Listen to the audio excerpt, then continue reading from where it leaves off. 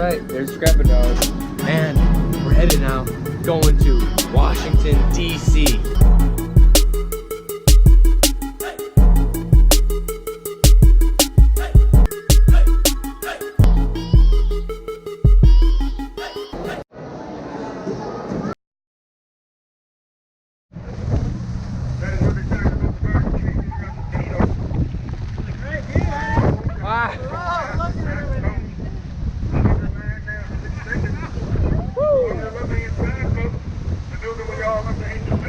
Yeah. Cool.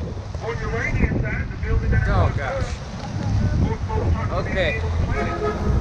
National Museum of Natural History.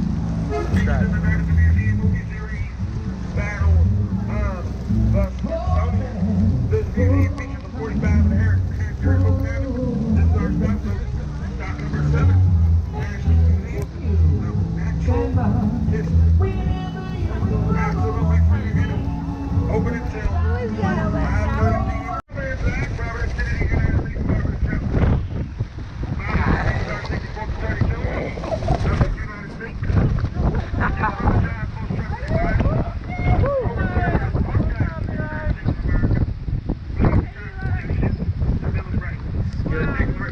Large portion of the afternoon went off.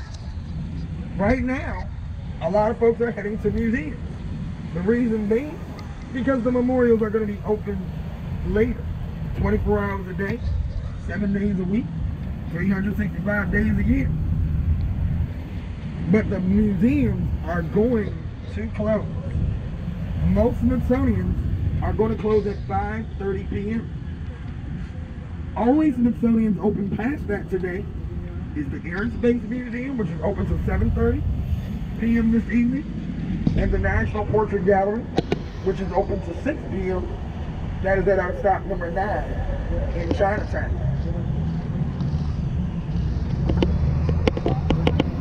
Over to our right, the west wing of the National Gallery of Art. Designed by world-renowned architect John Russell, housing a large portion of the Hermitage collection and the only Leonardo da Vinci painting anywhere in North, South, or Central America, called the Minerva da Vinci, the only one you can find anywhere in the world for free. They're not a Smithsonian Institute, so they have a cover charge: $24 for adults, $16 for children. This is our stop, folks. Stop 8, Museum, Archives of the United States, National Gallery of Art, Pennsylvania Avenue, United States Naval Memorial. We're on our way to Restaurant Row, Chinatown, the Pink Quarter, where they have the International Spy Museum and National Portrait Gallery. On your right, the pink building, former photography studio of Matthew Brady. Legend has it in the studio, he produced the last living photograph of Abraham Lincoln. Also on your right, the Benjamin Franklin Stevenson Memorial, the Grand Army of the Republic, the GAR, first group of U.S. history to ensure our veterans receive pensions and have served in the military. We're now on historic 7th Street, first major downtown thoroughfare in the D.C. from the state of Maryland. Revitalized the nickname Restaurant Row. On your right, the Epic Carmine. If you love Italian cuisine, check them out if you've never been there before. Carmine serve their entrees in family-sized portions.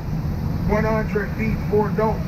That's a place where you'll be taking pictures of your food all day long. This is our stop, folks. Stop 9, Chinatown, Pink Quarter, Restaurant Row. For my folks looking to go to the International Spy Museum. Also the Portrait Gallery, where they have the official Hall of Presidents. This is our stop, folks. Stop 9. We're in Chinatown.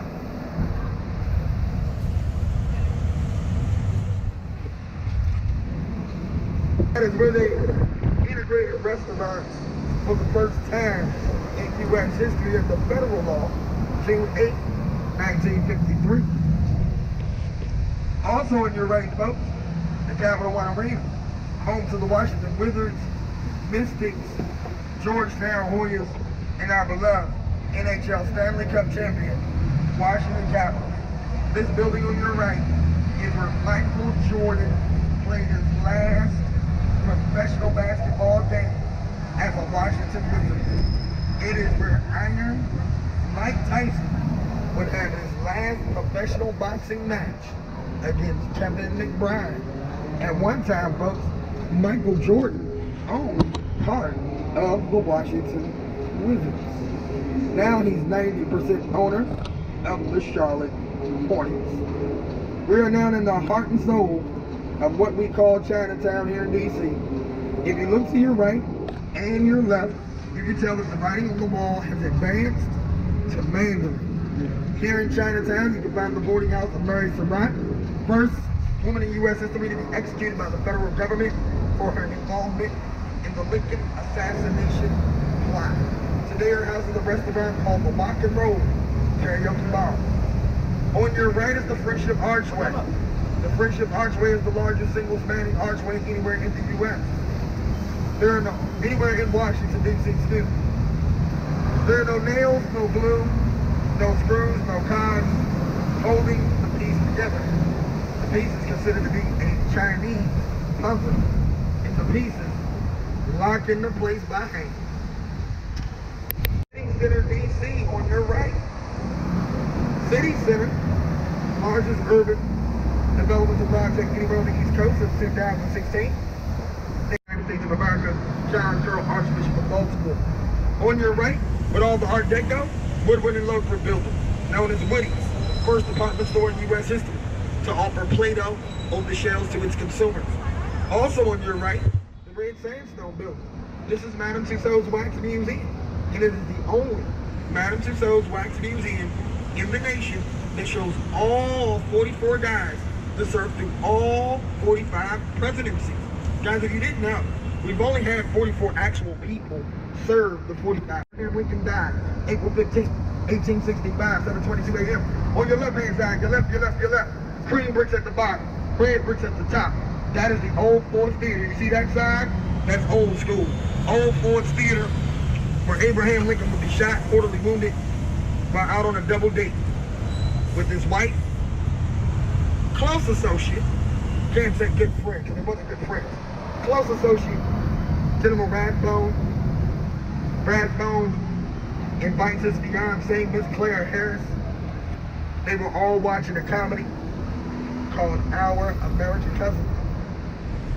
On a side note, folks, Abraham Lincoln was not the only target that evening. There was as many as 4 targets that evening. President Abraham Lincoln, Vice President Andrew Johnson, Secretary of State William Seward, and they get their hands on him. And listen, that's great. This is our stop, folks. Stop 11. On your right, Pennsylvania Avenue and the United States Capitol building. You're going to get them from different distances, different angles. If you take one picture of the Capitol, folks, and then stop, you're missing. Washington, D.C. was constructed out of a mathematic equation known as Pythagoras and theorem, which states the short two sides of a right triangle square equals the long side of the right triangle square. A squared plus b squared equals c squared. On your right, folks, is Freedom Plaza, where Dr. Martin Luther King Jr. would start the March on Washington for equality and jobs on the morning of August 28th of 1963. On the side here, you will find the unfinished city plans of Major Pierre Charles L'Enfant. But to make that make any sense, you have to go into the clock tower at the old post office pavilion and look down on it. Those are the unfinished city plans of Major Pierre Charles L'Enfant. That's what he had done when they fired him in March of 1792. L'Enfant said, if I can't design the city, then you can't use my plans. So he takes up all the plans. Thomas Jefferson, though, goes to Benjamin Banneker. Knowing Banneker has a photographic memory, Banneker only got to see the plans of L'Enfant. He was one of the original surveyors. And he, Andrew, and Benjamin Ellicott would redesign the city and complete it within a 48-hour period. On your left-hand side, this is the John A. Wilson Municipal Building.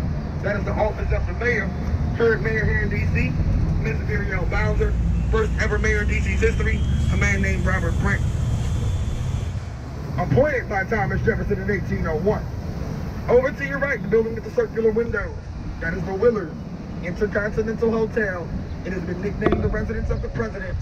Yes, folks, that is where they would famously hide Abraham Lincoln. February 23rd to March the 4th of 1861. It is where Julia Ward Howe would write the lyrics to the battle hymn of the Republic. Every president since 14th President Franklin Pierce has stayed in that hotel for one reason or another. It is where Calvin Coolidge would live during the Harding administration. Calvin Coolidge, ladies and gentlemen, only president born on the 4th of July. But we had 3 presidents die on the 4th of July. John Adams, Thomas Jefferson, and James Monroe. To your left, folks, on the statue, Major General William Tecumseh Sherman. Today in history, 1864, the Battle of Atlanta rages on. General Tecumseh Sherman led the Atlanta campaign, won the Battle of Atlanta, marched towards the sea, capturing of Savannah. There you go. That's perfect looking. Now, folks, we are at the White House stop, but you can't see it. Can't see the White House. It's blocked by this building on your left, known as the Treasury Department.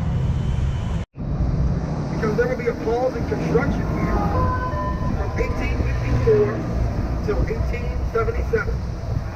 Many historians refer to that time as one of the longest lunch breaks in U.S. history. In 1943, designed by world-renowned architect John Russell Pope. This was intended to be the Theodore Roosevelt Memorial, but Franklin says I'm more inspired by Jefferson than my cousin Theo. Thomas Jefferson was the first permanent Secretary of State under George Washington, second Vice President under John Adams, third President of the United States of America, served as ambassador to France for 5 years under King Louis XVI. When he came back to the U.S. after that ambassadorship, he had the recipes for IT thanks to the Building Heights Restriction Law of 1910. To your left, spires reaching towards the skies, the Air Force Memorial at the Pentagon. The bridge to your left, you see boats underneath of it and windows over top. You are looking at the southeast corner of the Pentagon.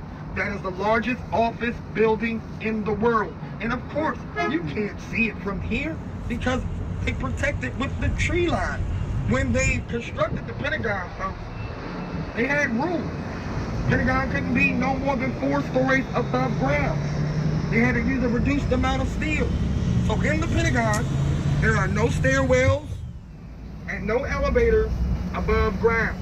The way you go up and down the levels are concrete ramps. That is one of the most efficient buildings in the United States, if not the world. How far down does it go? 2 levels. 2 underground? As far as the general public knows. Yeah, as far as we They know. never know how. They probably got 13 levels down. Speaking of the number 13, you guys saw the Hunger Games, or you read the Hunger Games. How many districts in the Hunger Games? 13 districts, guys. Guys, 13 ghosts, 13. I can go 13s all day long. I'm writing a book on 13. It's real cool. Guys, to your left, the 21st largest river in the United States, the Mighty Potomac. But look at the house on the hill to your left, if you can see it. The clearance is not as good as when it's sunny. That house on the hill out there is Arlington House. We're going to see it again. We're going to see it again pulling up the link. Arlington House is where Arlington National Cemetery is located, known as the Forgotten or the Unknown War. Sandwiched in between World War II as well as the war in Vietnam, the Korean War lasted approximately 38 months between 1950 and 1953. 38, a very significant number. And speaking of the Korean War, it was the actual line the American fighting forces were attempting to push their enemies back across. It was called the 38th parallel. We're pulling up the war founder of the American Red Cross right here in Washington, D.C. Keep a smile on your You can face. take a picture, folks. That's the picture right there. We can afford it. That was good. All wet now though.